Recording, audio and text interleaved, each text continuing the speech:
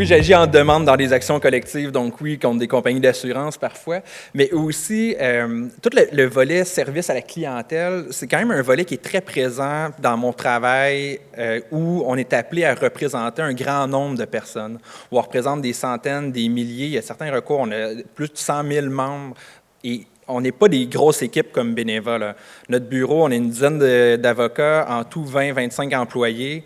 On a des recours collectifs avec beaucoup de membres, et quand ça rentre, les appels, ça rentre. Et on n'a pas les mêmes capacités. Donc, c'est super intéressant, la partie sur tout le service à la clientèle. J'en prends des bonnes notes. Donc, j'arrive à la fin de ce panel. Comme c'est souvent le cas, je dirais, pour des investisseurs, où on va voir des avocats un peu en dernier recours. On a essayé d'aller cogner à d'autres portes, on a essayé de prendre, là j'oublie toute la partie prévention qui n'a pas fonctionné, toute la partie réglementaire, et là on arrive à la fin, qu'est-ce que je peux faire comme investisseur? Je suis floué. Et une des solutions, une des possibilités, c'est l'action collective. Et moi, ce que je vais vous présenter aujourd'hui, mon objectif, c'est de vous présenter l'action collective, rapidement son fonctionnement, ses objectifs, ses avantages, regarder le déroulement de l'action collective, puis regarder ensemble aussi quelques enjeux qui sont liés à l'action collective, dont la dimension collective de la preuve. Quand on met plusieurs investisseurs ensemble, comment qu'on fait la preuve de la faute? Comment qu'on fait la preuve de la causalité? C'est le nœud de la guerre dans l'action collective. Donc, l'action collective, essentiellement, c'est une représentation sans mandat. Okay? Donc, on permet, c'est un véhicule procédural, okay? Ça ne crée pas de droit en soi, l'action collective. C'est un véhicule procédural qui permet d'exercer les mêmes recours qu'un individu pourrait exercer individuellement. Mais on permet de le faire avec une personne comme représentant, au nom d'un ensemble de personnes, sans avoir de mandat. Par une fiction juridique, on peut représenter des personnes qui n'ont pas demandé à être représentées par cette personne-là. Les personnes, toutefois, qui ne veulent pas être représentées, vont avoir le droit de s'exclure. Okay? Donc, on est dans un régime d'exclusion au Québec, c'est un régime de opting out. Okay? Donc, par défaut, la personne qui est visée par une action collective, puis tout le monde ici dans la salle est visé par au moins une action collective. Là, vous n'êtes peut-être pas au courant, mais vous êtes sûrement membre d'au moins une action collective au nombre d'actions qu'il y a. Il y a plus de 500 actions collectives actives au Québec présentement. Donc, que ce soit en consommation, que ce soit en santé, dans n'importe quel domaine. Vous êtes sûrement membre d'une action collective. Vous avez peut-être reçu un courriel pour dire voici un règlement contre Airbnb, vous pouvez réclamer ici, vous avez juste à cliquer, puis on va ajouter 6 $ à votre compte. Donc, il y a différentes façons de le faire, mais le point est que vous n'avez rien à faire pour être membre d'une action collective, mais si vous ne voulez pas faire partie de l'action collective, là, vous pouvez vous exclure ensuite. Qui peut être membre? Toutes les personnes physiques peuvent être membres de l'action collective, mais également des personnes morales de droit privé et des associations.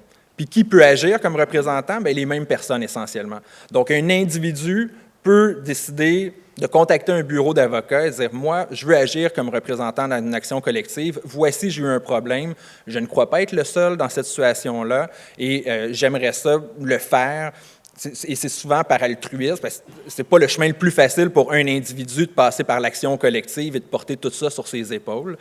Et ça peut être fait aussi par des associations. Ce qu'on voit souvent des associations, on peut penser dans le domaine financier, au MEDAC qui a été quand même actif, Option Consommateur en a fait un peu aussi dans le domaine financier, mais à des associations qui vont poursuivre ou vont agir dans des actions collectives qui sont en lien avec les activités mêmes de l'association.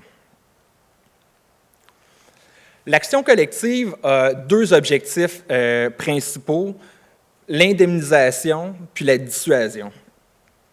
Et le succès peut se mesurer autant des actions collectives, autant à la lumière des deux objectifs. Donc, on peut voir d'un côté l'action collective comme visant à permettre à compenser les gens, mais des fois, ça ne fonctionne pas toujours. Et il y a le deuxième objectif de l'action collective, la dissuasion, qui est plus difficile à mesurer, qui est moins concret, mais qui produit des effets, qui peut produire réellement des effets. Sur l'indemnisation, on l'a vu plus tôt avec la professeure Poonam Puri, les investisseurs, quand ils arrivent avec des réclamations de faible valeur, les bureaux ne veulent pas les prendre sur des bases individuelles. Ils ne veulent pas les prendre à pourcentage parce que prendre un dossier de 4 000 $ à pourcentage, il n'y a pas un bureau qui va prendre ça. Le faire à honoraire, c'est pas super correct de payer, charger 200, 300, 400 $ de l'heure pour amener un dossier à litige. On va excéder beaucoup trop rapidement les coûts. Qu'est-ce qui reste ensuite? Bien, il reste comme solution peut-être de se regrouper tout le monde ensemble pour pouvoir justifier d'un point de vue économique, pour pouvoir créer un intérêt financier, pour qu'il y ait un acteur, pour qu'il y ait un bureau d'avocats qui se disent « bien, si on met toutes ces petites réclamations-là ensemble, peut-être qu'il y a quelque chose à faire, puis on peut les justifier économiquement. Donc, il n'est pas rare que l'action, que dans le domaine de l'investissement particulièrement, je dirais, on peut le voir en consommation aussi, que malgré des droits sérieux, malgré un préjudice vécu, il n'y ait pas de voie judiciaire individuelle véritablement disponible pour les investisseurs. Puis c'est là que l'action collective vient jouer un rôle qui est important, selon moi, dans le paysage juridique des services d'investissement. Dans l'arrêt Asselin que Félix Ginoux a discuté plus tôt, la Cour suprême, et je cite au paragraphe 116, dit « L'action en justice classique n'offre pas aux investisseurs un moyen viable sur le plan financier de récupérer leurs pertes. » Les tribunaux le reconnaissent et c'est là que l'action collective peut venir jouer un rôle non seulement important, mais parfois c'est la seule option, c'est le seul recours viable qui peut rester à certains investisseurs. La partie dissuasion, qui est très importante, ça rend les acteurs redevables de toute violation. Comme compagnie, je ne peux pas me dire, bien, je vais tourner le coin rond un peu ici. Bien, écoute, ils ne vont rien faire pour 2 $, pour 10 $, pour 15 $, un frais caché là. Maintenant, avec l'action collective, quand on additionne tous ces 5 $-là, tous ces 10 $-là, bien, on se retrouve avec des montants quand même très élevés. Un des arrêts qui est assez connu, l'arrêt Marcotte de la Cour suprême, qui est contre des banques. Monsieur Marcotte, le demandeur, son intérêt financier dans le dossier, de mémoire, était d'environ 2,50 $. De 2,50 $. Le dossier s'est rendu jusqu'à la Cour suprême, a clarifié des questions très importantes en droit de la consommation puis en droit constitutionnel. Mais avec le 2,50 $ de M. Marcotte puis tous les autres 2,50 $ et quelques autres frais, bien, finalement, on est arrivé à quelque chose comme autour de 40-50 millions à la fin. Il n'y aurait rien qui aurait été pu faire individuellement par M. Marcotte, mais par l'union de toutes les personnes ensemble, on réussit à faire donner une vraie vie à ces droits-là. Et donc, rendre redevable pour toute violation, mais aussi des changements de pratiques dans des industries. Il y a des industries qui ont été visées à répétition par des actions collectives. On peut penser, le cas le plus flagrant, c'est les agences de voyage. Dans la fin des années 90, début des années 2000, c'était avant qu'on puisse booker en ligne avec bien des services, bien des photos qu'on pouvait toutes voir d'avance. Avant, c'était sur des brochures, puis on regardait, puis ça a l'air beau la photo, puis tu arrives là-bas, bien finalement, la piscine, elle a été enterrée, puis il y a des coups de fusil juste à côté de l'hôtel où tu es, puis c'est pas du tout que... C'est une industrie qui n'était pas très encadrée, pas très disciplinée. Il y a eu des actions collectives répétées. Je ne dis pas que c'est juste par le biais de l'action collective, mais ça a joué un effet de dissuasion pour venir changer des pratiques. Puis on peut le voir des fois, ça peut être de toute une industrie ou ça peut être juste d'un défendeur. Parfois, le simple dépôt d'une action collective, le défendeur va tout de suite changer sa pratique sans reconnaître de responsabilité, puis il va peut-être contester le litige, mais il va tout de suite changer sa pratique. Il y a là un gain déjà pour le consommateur dès le jour 1 ou pour l'investisseur dès le jour 1 où le recours est déposé. Et je fais une petite note pour ceux qui s'intéressent plus aux valeurs mobilières. Vous connaissez le rapport Allen en 1995. Dans le rapport Allen qui a mené à l'adoption de recours statutaires pour les investisseurs, ont mentionné également que les recours civils devraient avoir pour objectif de répondre principalement à l'objectif de dissuasion. Puis on voit ici un croisement intéressant entre les recours disponibles aux investisseurs, les recours disponibles aux investisseurs et l'action collective. Je vois les principaux accès à la justice. J'en ai parlé financier. Il faut qu'une action se justifie pour l'investisseur d'un point de vue financier pour qu'elle puisse aller de l'avant, et c'est souvent pas le cas. Ensuite, l'ignorance. Parfois, les gens ignorent avoir été victimes d'une faute, ignorent même avoir été victimes d'un préjudice, d'avoir subi une perte. L'ignorance des droits existants. Je peux savoir que j'ai subi une perte, mais peut-être que ça doit être normal ou c'est pas de ma faute, c'est pas de leur faute. Et il y a plusieurs autres facteurs psychologiques que la Cour suprême là, énumère dans le dossier Fisher de la Cour suprême en 2013. On peut penser à la santé, à des craintes de représailles, de la perte de confiance dans le système judiciaire. Et face à ces obstacles-là, je vais sauter parce qu'il me reste déjà moins de temps que je pensais. Face à ces obstacles-là, l'action collective offre plusieurs avantages, dont le rétablissement de l'équilibre. Comment on va rétablir l'équilibre entre une entreprise qui a souvent beaucoup de moyens et le petit investisseur? C'est en unissant les forces des investisseurs.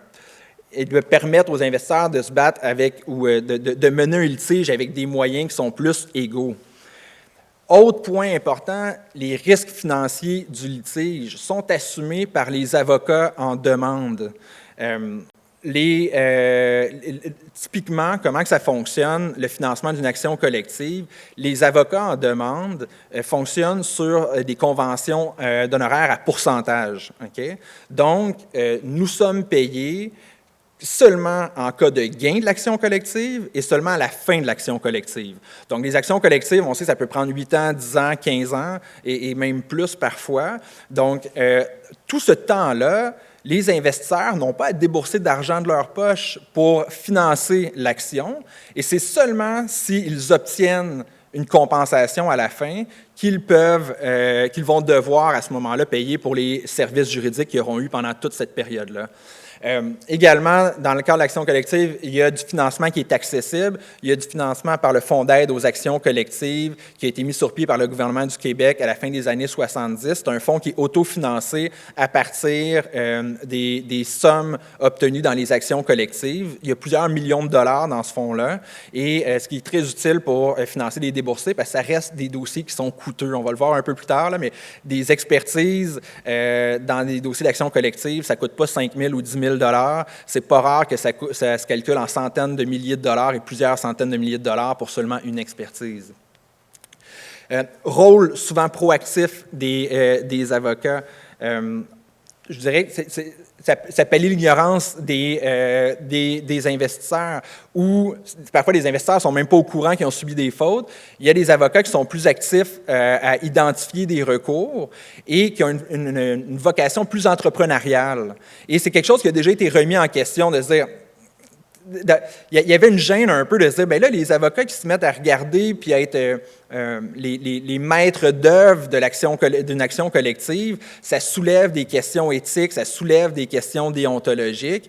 La Cour d'appel, dans un arrêt, l'arrêt Sibiga, a reconnu les bienfaits quoi qu'il faut que ça soit encadré, mais du rôle d'entrepreneur que peuvent avoir les avocats en demande en action collective, parce que ça vient justement aider à donner vie aux droits de certains consommateurs, et les avocats n'évoluent pas sans foi ni loi. Là, après, là, je veux dire, tu es sous le contrôle du tribunal, tu as des obligations autant déontologiques, éthiques, mais aussi de loyauté à l'égard de l'ensemble des membres du groupe. Et aussi, l'action collective contribue à l'avancement des droits des investisseurs. On a eu une conférence complète de M. Ginoux sur L'arrêt Asselin, ça vient d'une action collective. Il y a plusieurs décisions qui se rendent jusqu'à la Cour d'appel, à la Cour suprême dans le cadre d'actions collectives qui, autrement, ce pas des questions qui auraient été tranchées par les tribunaux supérieurs de cette manière. Et, règle générale, avec des avocats qui ont plusieurs ressources à y consacrer pour pouvoir faire un débat assez extensif sur des questions assez pointues.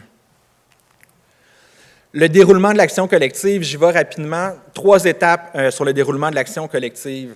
Première étape, c'est l'autorisation. Il faut avoir le feu vert avant d'aller de l'avant avec une action collective. C'est lié en quelque sorte au fait qu'on n'a pas de mandat de tout le monde pour pouvoir y aller et qu'on peut lancer une action collective juste comme ça. Donc, par mesure de protection, c'est de dire, attends, on va passer là, un mécanisme de filtrage pour voir si l'action collective a une apparence de droit. Certains d'entre vous qui sont plus familiers avec la loi sur les valeurs mobilières, ils voient un parallèle sûrement là, avec les recours statutaires de la loi sur les valeurs mobilières puis l'autorisation, c'est l'article 225. Effectivement, puis il y a beaucoup de recours collectifs sur le marché secondaire, pour des fautes sur le marché secondaire. Je noterai juste que c'est un processus qui est similaire, quoique le processus sous la LVM a été qualifié là, de mécanisme de filtrage musclé. Donc, c'est renforcé un petit peu plus comme mécanisme de filtrage que l'action collective en soi. Puis, à l'autorisation, un des gros enjeux, c'est les questions communes. Le tribunal va falloir déterminer est-ce qu'il existe un intérêt commun? C'est quoi le plus petit dénominateur commun qui unit tous ces membres du groupe-là, tous ces investisseurs-là? Et ce dénominateur commun-là est nécessaire pour que l'action collective puisse aller de l'avant.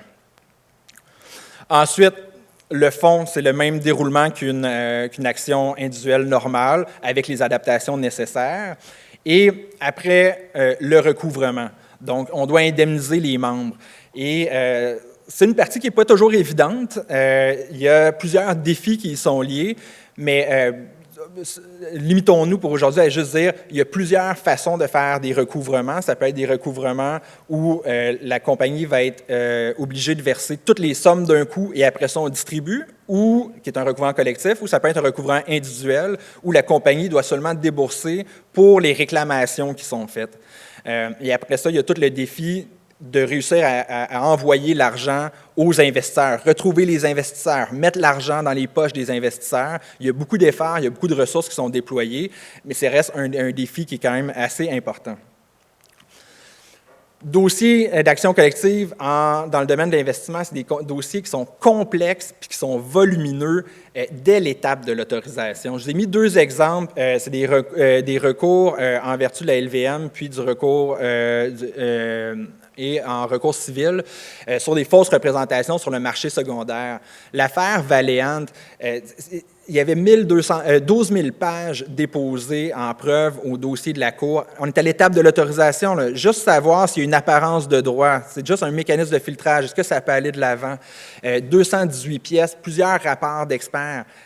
Ça a coûté cher, ces rapports d'experts-là, pour savoir si ça semble un petit peu bien fondé. Deuxième exemple, Barrick Gold, 14 affidavits, 6 interrogatoires, 6 jours d'audience juste à l'autorisation. Les interrogatoires, le recours concerne des déclarations qui avaient été faites à l'égard d'une mine au Chili. Donc, il y a des interrogatoires qui sont déroulés et à Toronto et au Chili, et 40 000 pages de déposés au dossier de la Cour seulement pour savoir s'il y a une apparence de droit dans ce dossier-là. Ça a été plaidé, le recours a été rejeté dans Barrick Gold. Ça a été plaidé en appel, c'est en délibéré présentement. La preuve collective.